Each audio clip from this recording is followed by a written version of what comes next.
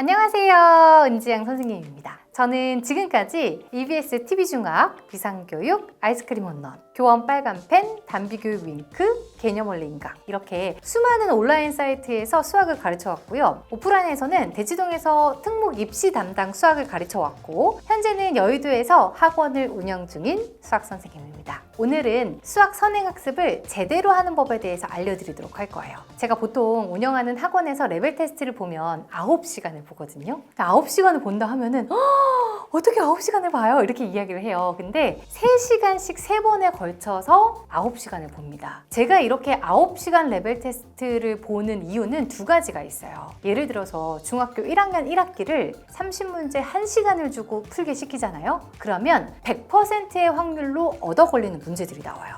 나는 1차 방정식 그렇게까지 잘하지 못했는데 이 문제는 우연히 알았어. 그래서 풀었어. 또는 찍었는데 맞췄어. 이런 문제들이 나오거든요. 그래서 내가 각 단원별로 어디에 구멍이 있는지 알려면 각 단원별로 1시간씩 총 9개 단원을 보는 수밖에 없어요. 근데 이제 학년이 조금 높아질수록 봐야 하는 단원들이 조금 더 많아지겠죠. 그래서 학생에 따라서는요 9시간이 조금 부족한 경우도 있어요. 자, 제가 이런 레벨 테스트를 수많은 학생들을 거쳐오면서 느낀 점이 있습니다. 수학 선행이 제대로 되어 있는 아이들이 있고요, 엉망진창인 아이들이 있어요. 그런데 되게 슬프게도요 10명 중에 7명은 배운 것도 아니고 안 배운 것도 아니고 차라리 안 배운 게 낫겠다 싶은 친구들이 너무 많다는 거예요. 그래서 오늘 이 영상을 통해서요 선행학습을 하고 싶으면 이렇게 하세요. 이렇게 해야 구멍이 안 생깁니다. 이 내용들을 조금 알려드리고 싶었어요. 자, 그러면 최악의 선행학습을 먼저 알려드릴게요. 이렇게 하면 무조건 망한다. 자, 내가 믿고 걸러야 되는 수학학원이 있는데요. 제가 이 얘기를 하면 전국에 있는 정말 수많은 수학학원 원장님들이 저를 질타할 걸 알아요. 하지만 저는 양심선언을 해야겠어요. 이런 학원은 무조건 걸으세요. 자, 초등학생들의 경우에는요. 예를 들어서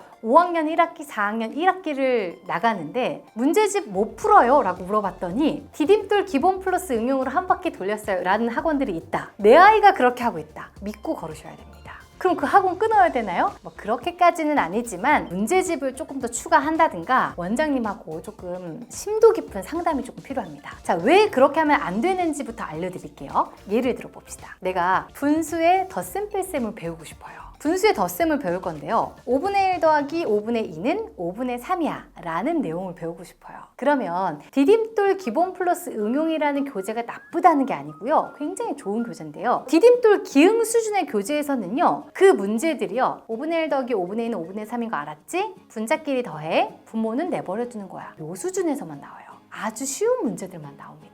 그 다음에는요, 뭐 뺄셈을 배우고요. 그 다음에 뭐 기타 등등 쭉쭉 그 다음 단원에 나가겠죠? 자, 그런데 실제로 이 분수의 덧셈에서 나올 수 있는 문제들은 굉장히 다양하고요. 여기에서 내가 생각해봐야 되는 내용들이 엄청나게 많은데 디딤돌 기용 수준에서 끝나고 1단원부터 6단원까지 끝나잖아요? 그럼 아이는 굉장히 쉬운 것들만 알고 그냥 그렇게 스쳐 지나가는 수학으로 넘어가 버리는 거예요. 그럼 내가 수학을 제대로 공부하려면 문제집을 한 3권 정도를 준비하셔서 예를 들어서 디딤돌 기본 플러스 응용, 센, 최상위 S 라든가 모든 문제를 다 푸는 해결의 법칙 이런 어떤 다양한 교재 난이도를 준비해서 A, B, C 난이도가 있다라고 가정을 했을 때 첫 번째 1단원 배우고 1단원 문제, 1단원 문제, 1단원 문제 그 다음에 2단원 문제, 2단원 문제, 2단원 문제 이렇게 내가 배운 내용에서 나올 수 있는 가장 깊이 있는 문제까지 풀어봐야 내가 꼼꼼하게 이 단원을 공부했다라고 할 수가 있는 거예요. 그런데 한 문제집을 그냥 쭉 꺼낸 다음에 다음 학기를 배우면서 문제집 난이도만 높여서 다시 풀잖아요? 아이들은 다 까먹었어요. 이미 다 까먹은 상태예요. 그래서 다시 1단원을 배우려고 했는데 뭐였지? 기억이 잘 안 나는데? 이렇게 될 수밖에 없어요. 왜냐? 나는 쉬운 것만 풀고 넘어갔으니까. 그러면 계속 구멍이 생길 수밖에 없는 시스템인 거예요. 이렇게 공부하는 게 구멍이 생길 수밖에 없는 시스템인 거예요. 그러면 내가 4학년인데 5학년, 6학년 거를 배우고 있어. 근데 뜯어보니까 다 구멍투성이네? 그럼 이 친구는 제대로 공부한 게 아니기 때문에 구멍을 메우는 작업을 해야 되거든요. 근데 이게 정말 힘들어요. 구멍을 메우는 작업은 아이들이 굉장히 지루해하고요. 나는 다 아는데 계속 틀리고, 근데 선생님이 계속 틀리니까 문제를 풀게 시키고, 아 그럼 수학 너무 지루하다, 수학 진짜 싫다, 이렇게 생각할 수밖에 없거든요. 그래서 수학 과목에 대한 흥미 자체를 떨어뜨리게 돼요. 그래서 한 단원을 배우더라도 깊이 있게 공부를 해야 구멍 없이 탄탄하게 나아갈 수 있다라는 것을 기억하셔야 되고요. 제가 그동안 봐왔던 친구들 중에는요, 4학년 1학기 시즌인데 5학년 2학기 거, 6학년 1학기 거를 배우고 있다, 이런 친구들 중에서는요, 구멍이 있는 친구들이 굉장히 많았어요. 물론 학년이 높아질수록 선행이 조금 필요한 친구들은 있는데요,